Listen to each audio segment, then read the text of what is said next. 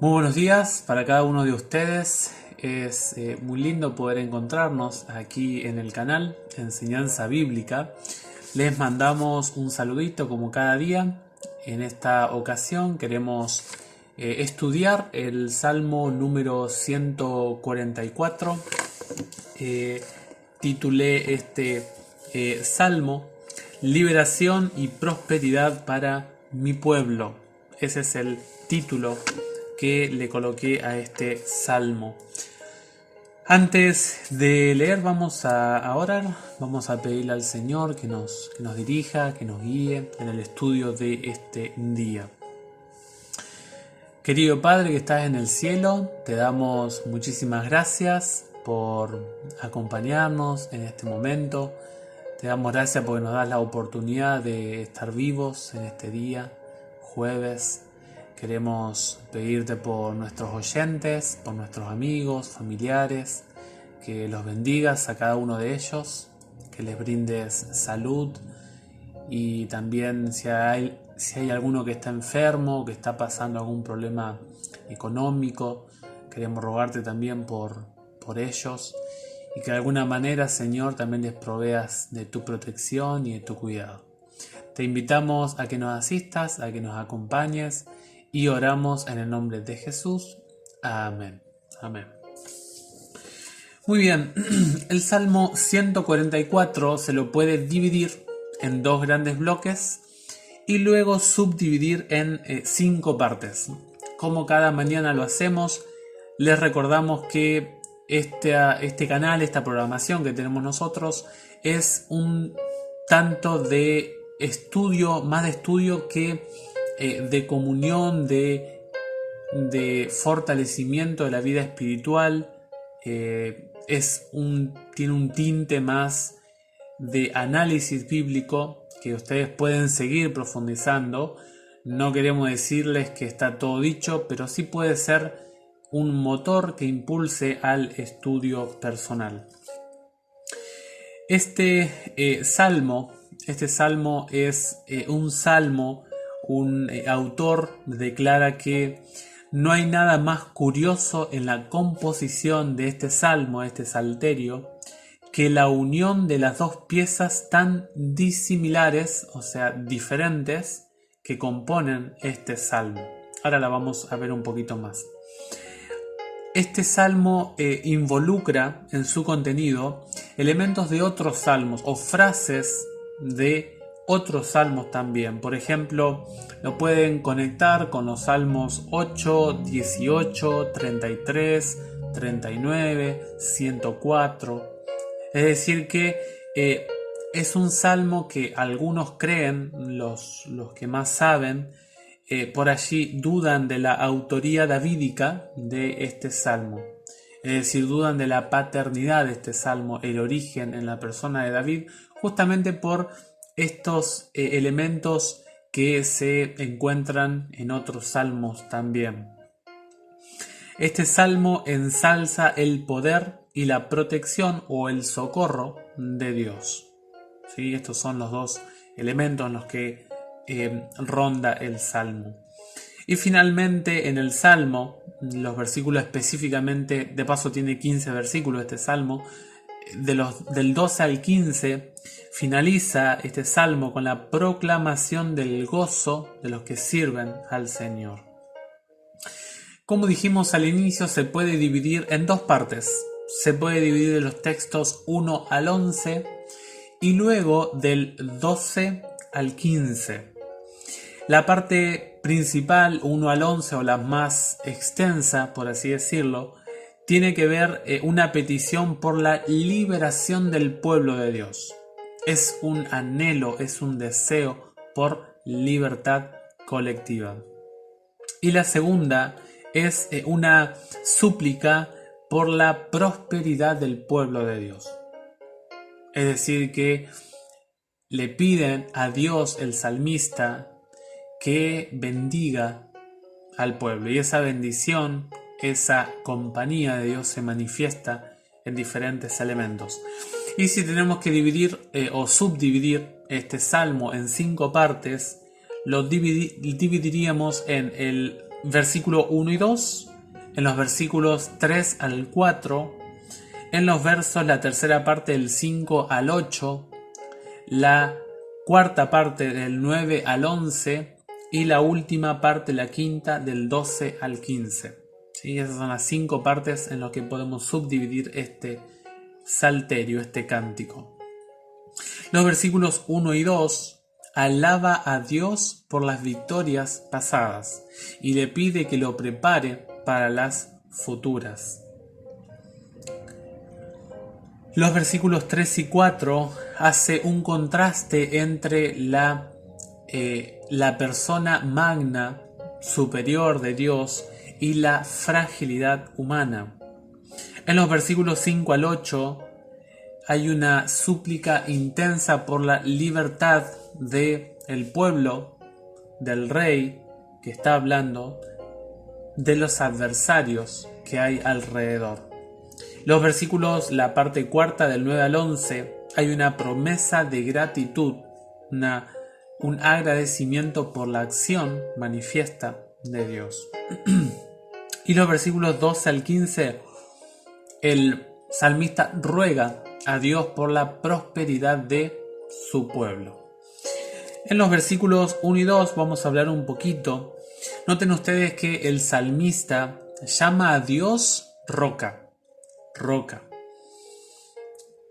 Algo que fue literalmente de protección, algo duro, algo reconfortable, estable, inconmovible.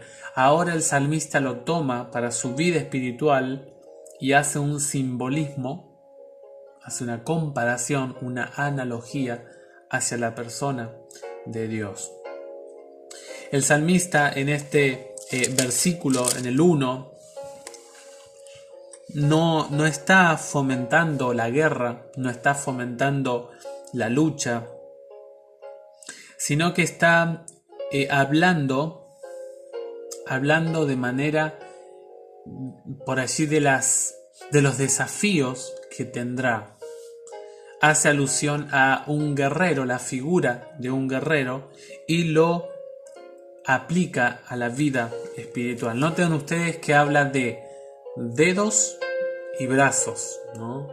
Dice el Salmo: Él adiestra mis brazos para el combate, los prepara, ¿no? Y mis manos para la lucha. Aquí se ve una clara imagen de la entrega, de la devoción antes de ir a un combate, antes de luchar una batalla específica. Y así como el salmista lo aplica a su vida espiritual, él era en su contexto un guerrero, él lo aplica ahora a su vida espiritual.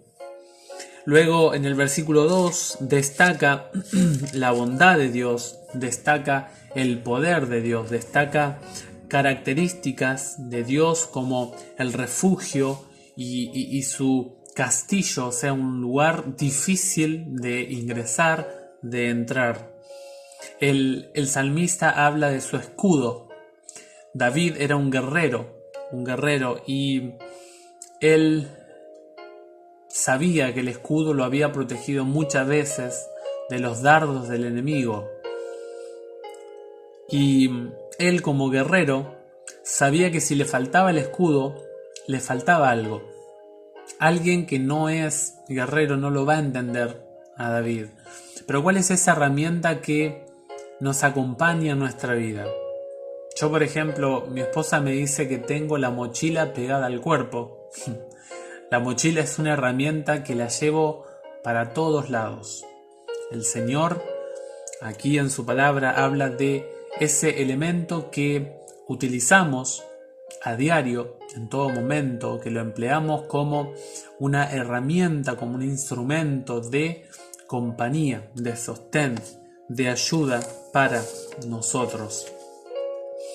En los versículos 3 y 4 habla de, allí si ustedes leen los versículos 3 y 4, habla de la debilidad humana. habla de la grandiosidad divina en contraste con la fragilidad humana.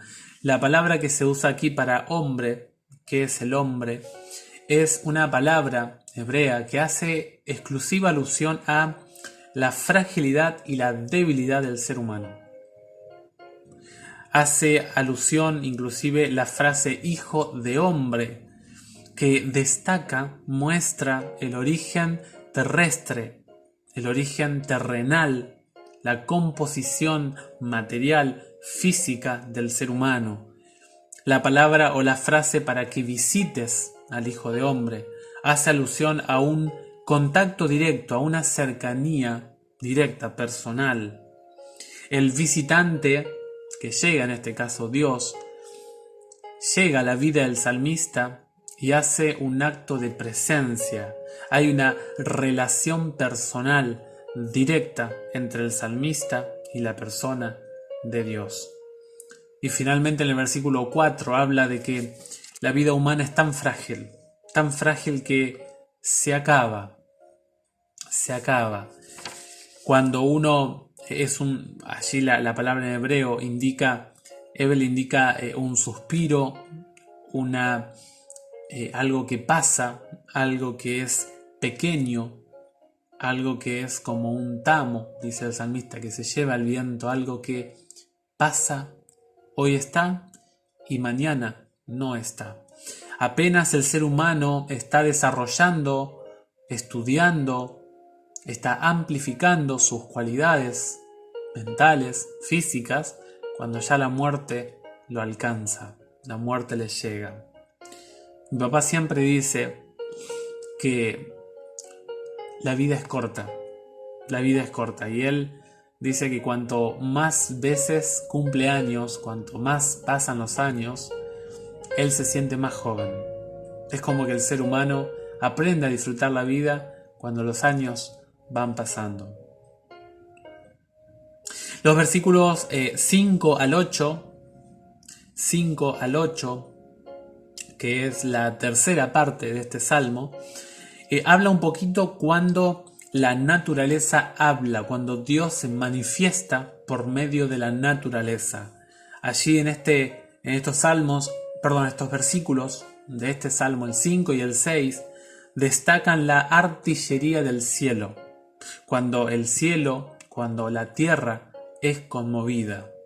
Cuando pasa esto, la raza humana se ve frágil, se ve débil, pequeña, y se manifiesta el poder, la majestuosidad del Dios de la creación. Y allí habla del versículo 7, y el versículo 8, habla de los enemigos, cómo actúan en la vida del salmista. Y el salmista declara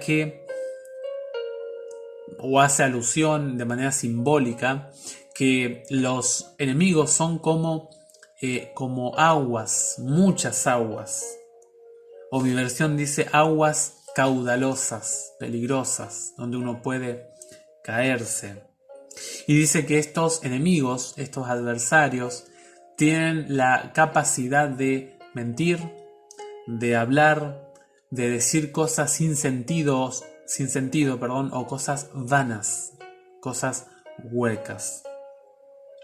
Los versículos 9 al 11 hablan un poquito de Dios actuando en la vida del salmista. El salmista responde a ese accionar de Dios y habla un poquito de los adversarios también en el versículo 11 como en el versículo 8. Me quiero detener en los versículos 9 y 10. El salmista deja lo falso para adorar a lo verdadero. Desea entregarle una pieza musical al Dios del cielo.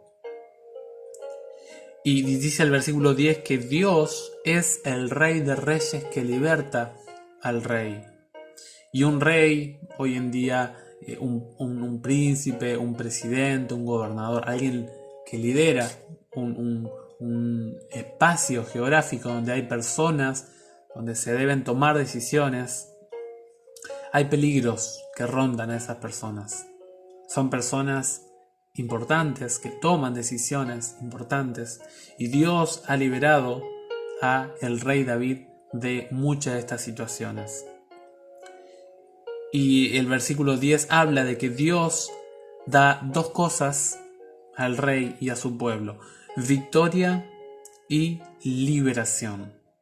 Qué bueno es cuando un gobernante cree en Dios, cuando un gobernante valora a Dios, tiene en cuenta la persona de Dios. El versículo 12 al 15 muestra la felicidad del pueblo, la felicidad de las familias que tienen la persona de Dios en ellos mismos. El versículo 12 presenta la bendición de Dios manifestada en tres aspectos de la vida del pueblo de Israel: manifestada en el hogar, o sea, en la familia, en los campos y en los graneros. Y este aspecto tripartito de la bendición de Dios ha prosperado abundantemente. Y se habla en el versículo 12 en alusión a las hijas con hermosos detalles de carácter, y la compara con columnas de construcción. La majestuosidad, la presencia, la belleza de esas construcciones valiosísimas y hermosas. Se asemejan, y vamos a leer una cita ahora, a un lugar especial para las damas de la familia. Dice, esta cita la encuentran ustedes en Consejos para los Maestros, la página 481. Dice: el hogar es un palacio cuando los hijos son nobles y las hijas se asemejan a princesas. El propósito de la verdadera educación de niños y jóvenes es de desarrollar en ellos la belleza del carácter. En el versículo 13 se muestra la producción agrícola multiplicada, bendecida por la presencia de Dios. Y el versículo 14 habla acerca de los medios de transportes, habla de los muros, es decir, la protección de donde uno vive. Y dice que en las plazas, los lugares centrales de las ciudades, no habría lamento, sea de personas pobres, sea de personas con problemas de salud. Pero dice acá que no habría ningún tipo de esos problemas. Es interesante que la bendición se manifiesta en la reproducción masiva o la multiplicación. La bendición se manifiesta en la reproducción masiva de lo que se está prometiendo. Es decir, la multiplicación de los bienes es una de las manifestaciones de la bendición de Dios. Pero ahora vamos a ver un poquito de qué sentido hay en los bienes materiales. Y el versículo 15 deja claro que el pueblo que ama a Dios, el pueblo que tiene a Dios, es feliz. El pueblo que incorpora en su corazón la presencia de Dios tiene la felicidad garantizada. Hace alusión a que Dios es la propiedad de este pueblo. El pueblo hace suyo la persona de Dios. Hay una entrega absoluta de parte del pueblo hacia el Dios de ese pueblo. Y la felicidad de los pueblos comprenden bienes materiales. Sí, es cierto, comprenden, pero sobre todas las cosas comprenden o necesitan el aspecto espiritual. Lo material sin lo espiritual no tiene sentido. No. Lo material puede estar, pero si falta lo espiritual, no va a ser feliz la persona Es decir, que tiene que haber una dupla allí presente. Algunas conclusiones de este salmo para pensar en el día de hoy. Dios es mi fortaleza en momentos de dificultad. Dios me prepara para mis luchas.